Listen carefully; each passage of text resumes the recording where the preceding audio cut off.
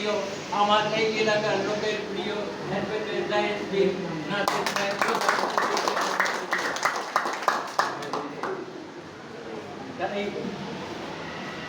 আসসালামু আলাইকুম। আমার প্রথমে জলিল ভাই আছে, আমাদের লিয়াকত কাকা আছে। আমার বাসা হচ্ছে আপনার পাইকপাড়ায় ছাপাখানার মোড়ে। আমার জন্ম ঢাকাতে, বেড়ে ওঠা মিরপুরে। আমি পেশায় আইনজীবী। এখানে আব্দুল জলিল ভাই যেটা বললো যে অনেকেই আমরা একটা স্বৈরাচারের কাছ থেকে মুক্তি পাইছি, কিন্তু বিগত 1 বছর যাবৎ অনেক রকম অপকর্ম চলতেছে এবং অনেকেই যারা গর্তের মধ্যে লুকায় ছিল ওরকম মানুষজন আজকে বীর দর্পে মানে মিথ্যা মামলা দেওয়া থেকে শুরু করে চাঁদাবাজি দেওয়া থেকে শুরু করে সন্ত্রাসী কর্মকাণ্ড, দখলদারি, মানুষের উপর জোর জুলুম অত্যাচার করা এবং একরকম সেই আগের কায়দায় আপনার মানে একটা প্রভাব বিস্তার করার অপচেষ্টা করতেছে। আপনারা যদি ঐক্যবদ্ধ থাকেন, আপনারা জানেন যে মাটির দাবি বলতে একটা কথা আছে, এই যে 24-এ এতগুলা প্রাণ, এটার দাবি ছিল হচ্ছে এতগুলা মাসুম মাসুম বাচ্চা। আমার নিজের ডিপার্টমেন্টের ছোট ভাই শহীদ হয়েছে, রংপুরের আবু সাইদ শহীদ হইল। তারপরে আমি ঢাকা রেসিডেন্সিয়াল মডেল কলেজে পড়ালেখা করছি, তখন আমি কল্যাণপুর দিয়ে যাতায়াত করতাম, শ্যামলীতে আসতাম, তারপরে এই ভিতর দিয়ে ছাপাখানার মোড়ে যাইতাম। এই রেসিডেন্সিয়ালে ফারহান ফাইয়াজ শহীদ হয়েছে। কাজে এই মাটির দাবি ছিল হচ্ছে নতুন সংবিধান। আমরা 72-এ যেটা পাইছি ওটা 70-এ পাকিস্তানের জন্য তৈরি ছিল যেই আপনার বডিটা, কিন্তু তারা আমাদের দেশের সংবিধান তৈরি করে দিচ্ছে।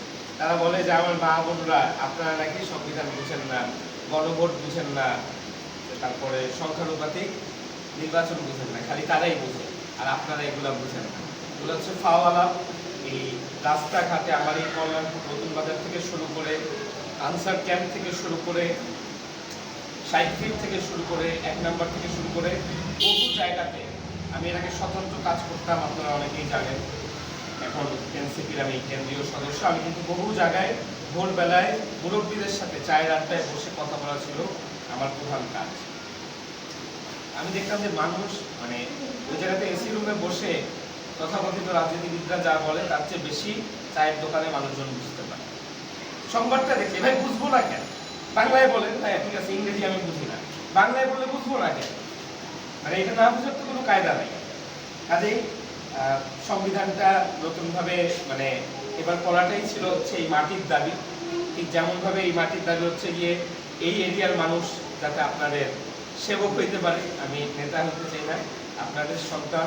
আমাদের নাহিদ ইসলাম সারা বাংলাদেশ ঘুরলো গত মাসে এবং তিনি বললেন যে আপনারা যাতে আমাদের অভিভাবকত্ব গ্রহণ করেন। তা আমি এখানে বোধহয় সবচেয়ে তরুণ, কিছু কচি কাছে আছে হয়তো বা তাদের মা বাবা বা দাদি নানির সাথে আসছে। আমি আপনাদের মধ্যে সবচেয়ে কম বয়স্ক, কাজেই আপনারা আমার অভিভাবকত্বটা গ্রহণ করেন।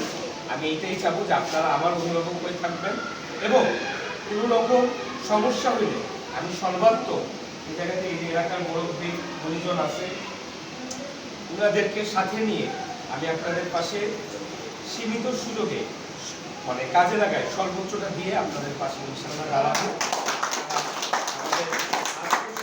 করার চেষ্টা করেন, তরুণরা যদি জেগে ওঠে, তরুণরা যদি আপনাদের সাথে নেয়। বলা হচ্ছে নানান রকম সংবাদ আপনারা দেখবেন বিভ্রান্তিকর তরুণদের নামে, যেহেতু হাজারটা চাঁদাবাজি রিপোর্ট হচ্ছে, একটা হুট করে তরুণদের নামে আনা হচ্ছে।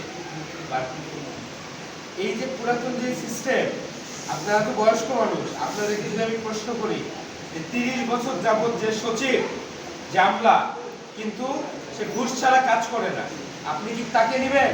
নাকি যার এই সচিব এখনো হয়ে উঠে নাই, মাত্র পাবলিক সার্ভিসে গেছে 6 মাস বা 3 মাস বা 1 বছর, কিন্তু সে সৎ, আপনি তাকে নেবেন? আপনি কাকে নেবেন? যে সৎটাকে নেবেন। এখানে অভিজ্ঞতাটা ম্যাটার করবে না, অভিজ্ঞ হয়ে উঠে এরা দুর্নীতি করার জন্য সিস্টেমের মধ্যে ঢুকে এরা সমস্ত অপকর্মগুলো জানে। আপনারা এর আগে দেখছেন বালিশ কাণ্ড, 42,000 টাকা একটা বালিশের দাম, একটা বালতির দাম 15,000 টাকা, এগুলো কার টাকা? আমাদের টাকাগুলো কিন্তু তারা নিয়ে জনগণের টাকা নিয়ে তারা এই কাজগুলো করছে। কাজে ভবিষ্যতে এটা হোক আমরা চাই না। আমরা 24 দফা রেডি করতেছি। এলাকার গণ্যমান্য মুরব্বীরা আছে। কল্যাণপুর 11 নম্বর ওয়ার্ড, এই আসনটা আপনারা জানেন যে 6টা ওয়ার্ড নিয়ে আমি 7 থেকে 12 আসন ওয়ার্ড নিয়েই কাজ করি। কাউন্দিয়া ইউনিয়ন ছিল আগে, কাউন্দিয়া ইউনিয়নেও পরিচিত ভাই ব্রাদার আছে, গেছি